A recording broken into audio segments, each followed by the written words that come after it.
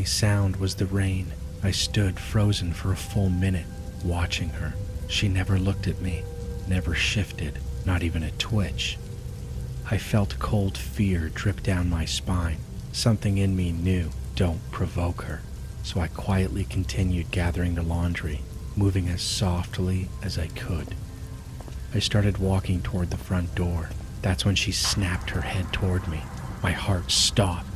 Her face was lit up with this unbelievably joyful expression, but it wasn't normal. It looked stuck, almost like a mask.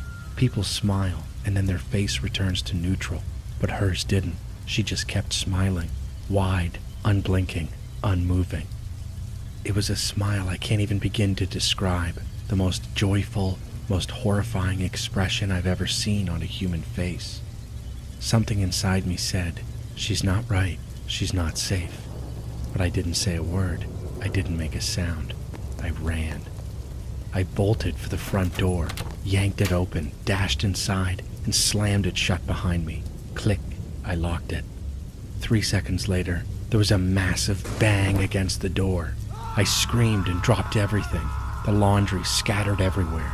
I collapsed to the floor. What are you doing? I screamed. My voice sounded like a terrified child's, but there was no answer, just silence. I remember thinking, how did she get here so fast? I had just shut the door, just seconds ago, and somehow she had reached it and slammed into it with terrifying force. It sounded like a body slam, not just a knock. I'm calling the police! I shouted. Still silence. I crept to the window and peeked outside. She was back in the driveway, standing exactly where she had been before. Head still tilted back, face still grinning at the sky. Every now and then, she would twist her body like she was celebrating some private joy. I called the police. They arrived not long after, and they arrested her. I remember one of the officers asking me if I was okay, but I couldn't take my eyes off her. Her face, it was bleeding. Blood was dripping from her nose and forehead.